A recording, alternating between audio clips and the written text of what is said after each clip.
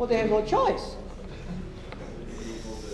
Business people eventually, they are still beholden, they have to pay penalty if it is not. So you say, okay, you know what, you'll have to pay penalty, and then they'll say, okay. You can put a penalty cost, yeah? So we have to like assess like a risk of incurring that penalty, and then So it depends. In this case, actually, there's an interesting I think I told you this context a long time back, but I was working on sort of a similar problem. So I was working with this company called the German company that makes elevators. What is it called? ThyssenKrupp, yeah. ThyssenKrupp makes everything, not just elevators. I used to think they only make elevators till I worked with them. So they design entire fertilizer plants, and then they sell it to companies. Basically, what it means is, let's say I want to make fertilizer. I will go to ThyssenKrupp, say I'll give you money, you design it, you set it up for me, and then I'll operate it, right? So part of that operation, ammonia, you know, is a very common byproduct in fertilizer, right? So in the exhaust, you have too much ammonia coming out. Now ammonia, of course, a lot of it gets recycled, gets used, because ammonia costs money. But in the end, you're not allowed to push ammonia. There's a maximum concentration of ammonia that you're allowed to put out, right? I don't know, it's about 100 ppm or 50 ppm, something like that. Now, if your design is yielding out, so how are you going to do the design? If you design the system so it is, let's say, 10 ppm, then you're always safe. You'll never have to pay penalty. But of course, there will be higher costs in designing that system, separation system. Because the exhaust are coming in with nitrogen, ammonia. What you do is you spray sulfuric acid on it, or nitric acid. Ammonia reacts with sulfuric acid to basically make a salt that can separate. And that's how you remove ammonia. Now, if you say, okay, I'm not going to go to 10, I'm going to go to 45, because 50 is the limit. You say, okay, fine, there's no penalty. But if anything goes wrong with the equipment inside, because there's always variability, what's going to happen to the exhaust concentration? It's going to shoot up. You may have to pay a penalty. So what do? Where do you design? What's your set point for the outlet concentration? So that's where you say, well, there are a bunch of different ways of thinking about it. One is you can say, well, I will take some probability of my outlet concentration. So my outlet concentration is not fixed. It has some probability distribution. And then I'm going to factor in the extra penalty that will happen if my concentration exceeds that. And based on that, I'll optimize. Does that make sense? Actually, that fits in very nicely with what I was going to cover anyway.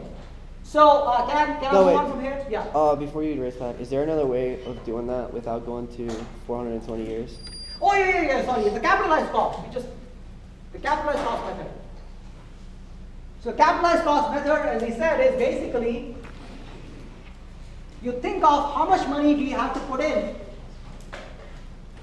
to operate this plant continuously. I have to basically to be able to put in this insulation and then get yearly savings for a certain period of time, and again, of course, have the next insulation put in. So basically the same thing, right? You start here, you go down by PC, right? But then you don't go down again. You go up. You go up because of the yearly savings, and then you figure out the net amount, right? So let's say that CC is the amount of money that you need to put in the bank, right? Now, do you think CC will be positive or negative? Positive. If CC is positive, what do? Unless the safety is not an issue. Don't do anything, right? So CC better turn out to be negative, which means you're actually making money today if you do what you're thinking of doing. Okay, so CC, let's say minus the cost, which is PC, right? Plus the yearly saving, right? All brought to front, which is going to be times I times 1 plus I to power n.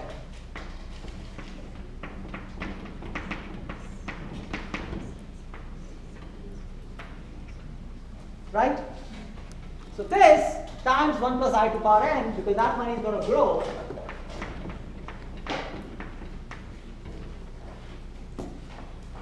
Right? So because we already know it is actually going to be, it might be better to take the negative of that, I think. But anyway, this is how we normally think of CC, right? So let's calculate calculate the capitalized cost for these. Now you can see if n is, sorry. So and CC should turn out to be negative from this. So what does it mean if it is negative? Let's think about that a little bit. So CC was positive, it's straightforward. You say, okay, that's the money we want, yeah.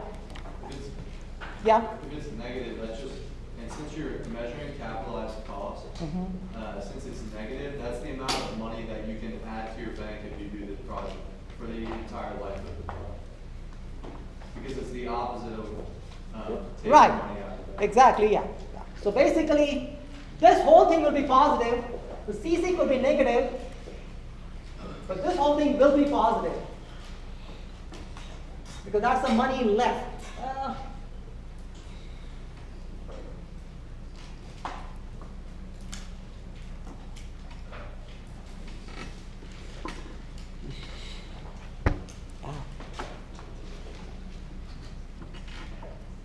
So I think our scenario, maybe we should make it minus CC. I'm just trying to figure out which is a better way to look at it, minus CC or plus CC. Because you're saying CC actually is a total amount, right? It goes down by the 2. But if the CC is turning out to be negative, which basically means that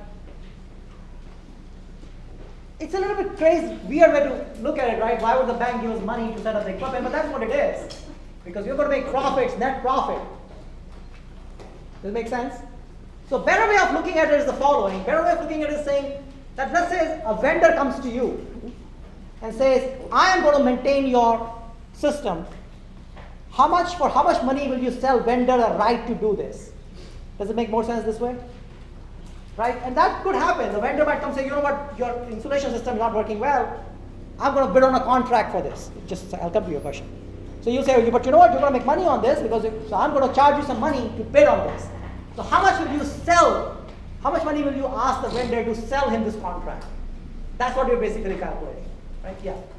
I was thinking, like, couldn't you think of it as how much you could be in debt without the debt increasing?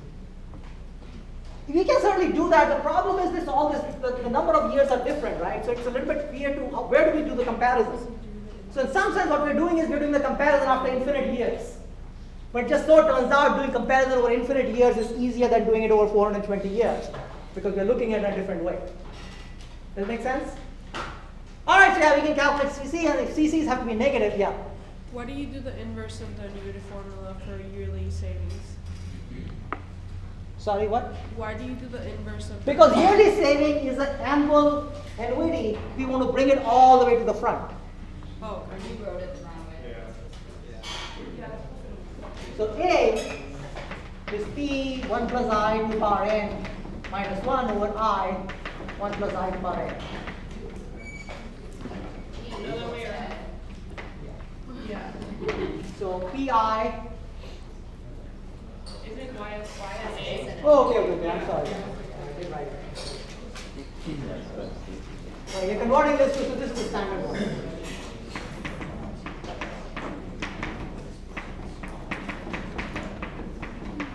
Yeah, sorry. Okay? Yeah. Can you explain that again? I'm still a little confused as to like the difference between CC negative. So, if you think about it, so you understand this is the capitalized cost the way we previously calculated, right?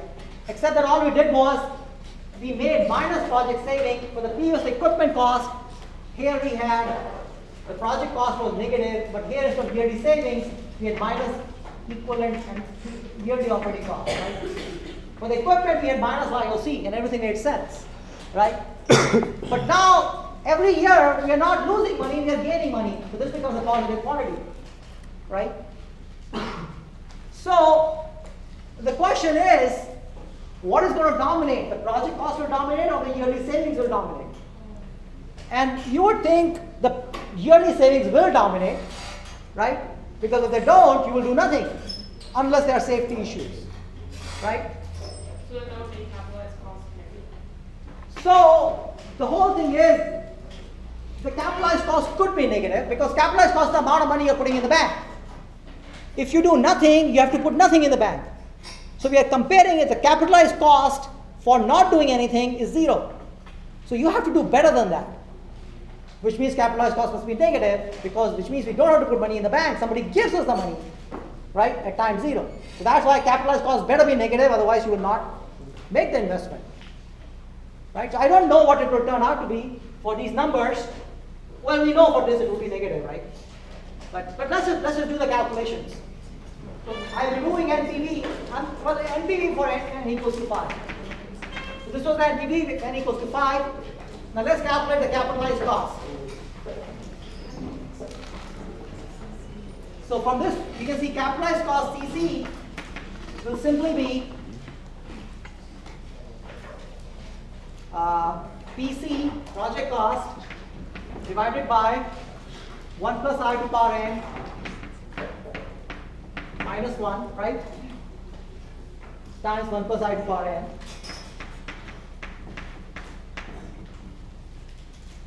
Okay, and then you'll have minus yearly savings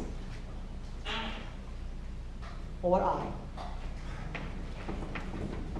right? So it's the same formula as last time, except that for the previous case it was a plus, instead of yearly saving it was annual operating cost. All right, so let's calculate it. So can somebody calculate it for me, please? So this is capitalized cost, but using these ends now. For number 1, it's minus 3.8. Minus 3.8. 3.8 or 3.8? Or really just 3.8? Oh, well. How's it? 3.8, yeah. So 3,800. Okay. Next one, 6,800. Minus 6,800. Okay. Then minus 5,800. Okay. Then minus 9,800. Okay, you can see your decision still doesn't change because you can see that type 4 is the best option. In addition, this kind of tells you how much money will you charge a vendor if the vendor is to be given a contract for basically maintaining this. How much will you charge? Sorry? 9,800? Sure, 9,800. What is the vendor going to make? Is he going to work for you for free?